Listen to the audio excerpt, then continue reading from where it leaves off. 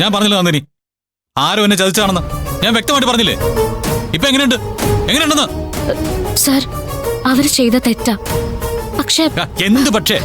എന്ത് പറഞ്ഞാ താൻ അവരെ ന്യായീകരിക്കാൻ പോകുന്നേ? എന്റെ പെങ്ങളും അളിയനും അല്ല എന്ന് പറഞ്ഞിട്ടോ? എനിക്കതൊന്നും ഒരു പ്രശ്നമേ അല്ല.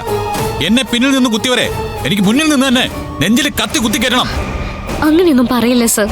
ഇത് സാറിന്റെ കുടുംബത്തിൽ മാത്രം ഒതുങ്ങി നിൽക്കേണ്ട വിഷയ.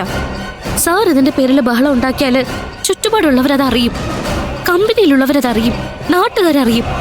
അറിയട്ടെ, എല്ലാവരും അറിയട്ടെ. നന്ദിനി, ഇവരാരെങ്കിലും സ്നേഹത്തോടെ എപ്പോഴെങ്കിലും പെരുമാറുന്നത് താൻ കണ്ടിട്ടുണ്ടോ? ഇല്ലല്ലോ. ഞാൻ ചാകാറായി ആശുപത്രി കിടന്നപ്പോ ഇവരുടെ ആരുടെങ്കിലും കണ്ണിൽ ഒരു തരി കണ്ണുനീര് താൻ കണ്ടിട്ടുണ്ടോ? ഉണ്ടോ നന്ദിനി? ഉണ്ടാവില്ല. കാരണം അവർക്ക് വേണ്ടത് അമ്മയുടെ സ്നേഹമാ, അമ്മ കൊടുക്കുന്ന സമ്പത്താ. അമ്മയെ തൃപ്തിപ്പെടുത്തണമെങ്കിൽ അവർക്ക് എന്നെ തോൽപ്പിക്കണം.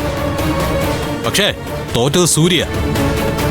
എനിക്കറിയോ, ഒരിക്കൽ നമ്മുടെ കമ്പനിയിൽ ജോലി ചെയ്തിരുന്ന ഒരു അസിസ്റ്റന്റ് മാനേജർ ഞാൻ തയ്യാറാക്കി വെച്ചിരുന്ന ഒരു ടെൻഡർ അഗ്രിമെന്റിന്റെ ഫോട്ടോ എടുത്ത് അവൻ മറ്റൊരാൾക്ക് അയച്ചു കൊടുത്തു. അന്ന് ഞാൻ അവനെ ചെയ്തത് എന്താണെന്ന് അറിയോ? കമ്പനിയിലെ മുഴുവൻ സ്റ്റാഫുകളും പുറത്തു പോയതിനു ശേഷം നമ്മുടെ കമ്പനിയുടെ അകത്തിട്ട് അവന്റെ കൈയും കാലും തല്ലി ഒടിച്ചു. അപ്പോ കമ്പനിയുടെ പ്രോജക്ട് മാനേജറായ വിജയകുമാർ, എന്റെ അളിയനെ ഞാൻ എന്താ ചെയ്യേണ്ടത്? എന്നെ തോൽപ്പിക്കുന്നതിന് സ്വർണ്ണ നാണയം കൈക്കൂലി വാങ്ങിയ എന്റെ പെങ്ങളെ ഞാൻ എന്താ ചെയ്യണ്ടേ? കൊല്ലണ്ടേ? കൊല്ലണ്ടേ നന്ദിനി? സാർ, സാർ ഇപ്പൊ പുറത്തേക്ക് വരാനോ അവരോട് സംസാരിക്കാനോ നിൽക്കരുത്. സാർ ഇവിടെ തന്നെ ഇരുന്നാ മതി. അവര് ചെയ്ത തെറ്റിന് ഞാൻ തടവ് അനുഭവിക്കണല്ലേ?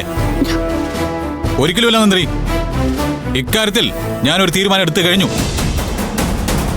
ആ തീരുമാനം ഞാൻ നടപ്പിലാക്കുകയും ചെയ്യും.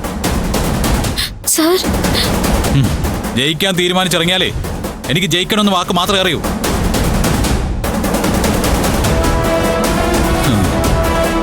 എന്നെ തോൽപ്പിച്ചവരുടെ മുമ്പിൽ ഞാൻ ജയിച്ചിരിക്കും.